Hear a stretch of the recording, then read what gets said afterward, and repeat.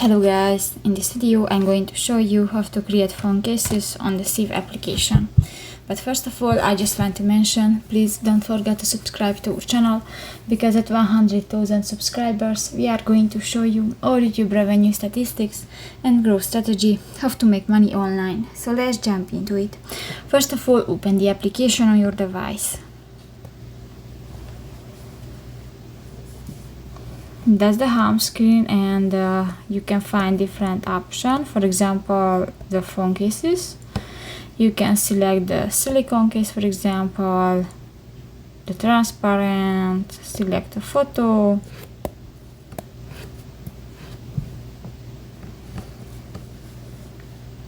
You can check that, and you can edit, and if you okay with this creation, you can order it if you click to the cart icon at the lower right corner of the screen. So that's pretty much it for this video, guys. See you in the next one. Bye bye.